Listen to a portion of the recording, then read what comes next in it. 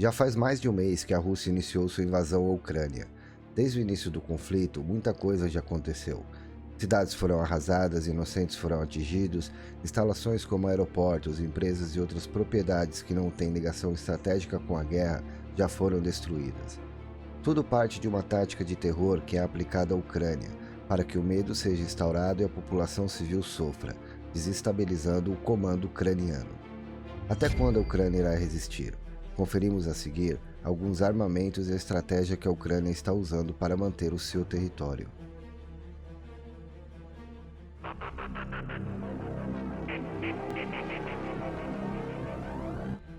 Inicialmente, a previsão da Rússia era que a invasão duraria cerca de 7 dias. Porém, 30 dias após o início do conflito, a Rússia ainda não tomou a Ucrânia e parece que isso está muito longe de acontecer. Até o momento, a defesa da Ucrânia está se mostrando extremamente eficiente, muito por causa dos equipamentos de defesa utilizados, que são bazucas portáteis, artilharia antiaérea móvel e minas terrestres. Mas com a esmagadora força bélica da Rússia, número de soldados, tanques e conhecimento terrestre, como a Ucrânia está conseguindo resistir por tanto tempo e por que tantos consideram que ela está vencendo a guerra? Vamos para alguns detalhes do conflito que pode explicar a situação e por que a Ucrânia é considerada com vantagem no atual cenário. Nesse mesmo momento, a Ucrânia começa, mesmo que lentamente, recuperar as áreas que foram tomadas pelo inimigo, enquanto a Rússia anuncia que está diminuindo os ataques e a concentração de soldados em torno de Kiev. Muito disso é explicado pela estratégia usada pelo presidente ucraniano, que é a de travar uma guerra de milícia e de defesa territorial em pontos específicos, fazendo com que o avanço dos russos seja mitigado pouco tempo depois da tomada. Além dessa estratégia, o maior ponto de resistência dos ucranianos, sem dúvida, é sua moral elevada, devido a uma invasão não provocada e a quebra de acordos, até então assinados por Putin, terem sido rasgados ou desonrados. Outro detalhe que estranhamente surpreendeu o mundo foi a desorganização estratégica militar da Rússia, e prova disso é a resistência e vitória dos ucranianos na linha de frente em relação à região de Kiev, o ponto central e mais importante para uma real tomada russa do país. Durante o mês de março, a Rússia tentou invadir Kiev pelo menos 4 vezes. Em todas as tentativas, falharam e foram rechaçados pelas forças da Ucrânia. A mostra dessa defesa se vê ao redor do território de Kiev, onde se encontram diversos equipamentos militares e tanques russos destruídos ou abandonados pelos soldados. A seguir, alguns armamentos que estão sendo fundamentais para a resistência ucraniana. O Javelin é um sistema de defesa antiaéreo portátil, de origem americana. Esse armamento permite a destruição de tanques, bunkers e alvos móveis, lançando um projétil que tem um tempo de voo de 15 segundos, pode atingir um alvo que está até 2 km de distância. Além de ser utilizado pelos soldados em campo de forma móvel, também pode ser usado de forma fixa, podendo ser disparado remotamente ou instalado em qualquer veículo militar.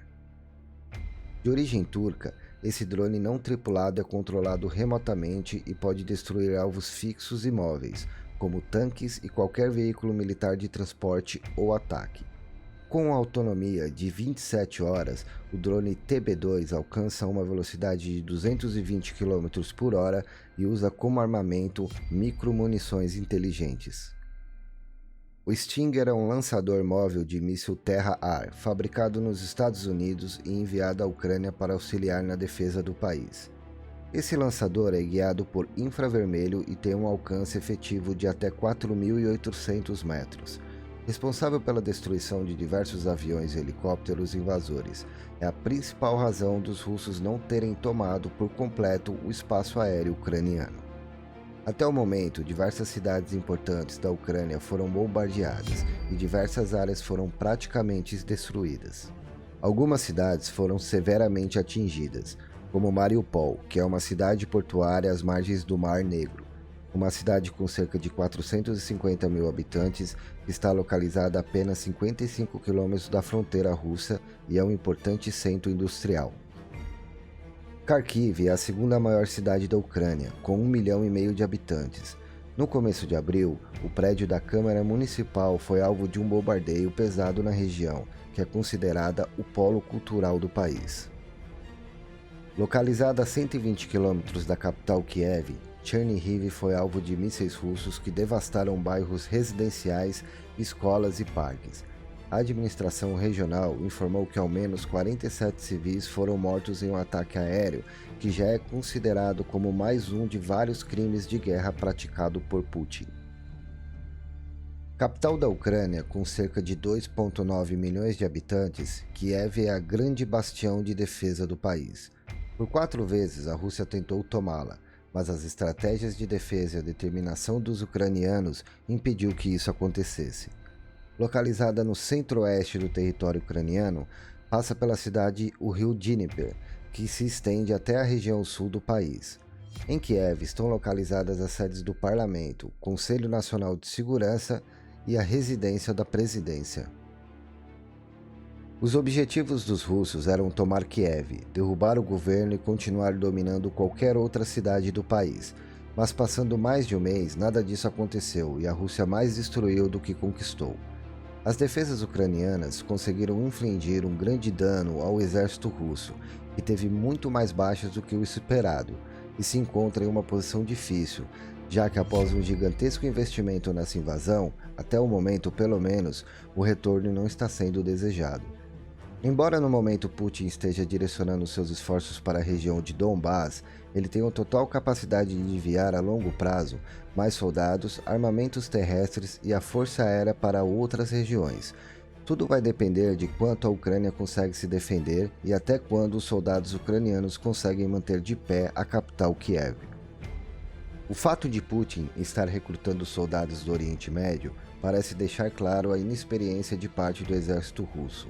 Até o momento, cerca de 16 mil soldados dessa região foram convocados, a maioria vindo da Chechênia. Muitos desses soldados lutaram contra o Estado Islâmico e possuem vasta experiência em combate, diferente de parte do exército russo que não foi treinado para o tipo de invasão que está sendo levada a cabo na Ucrânia.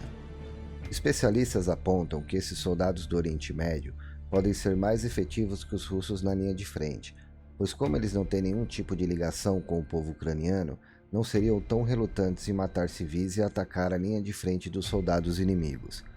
Até o momento, a defesa aérea ucraniana está funcionando bem.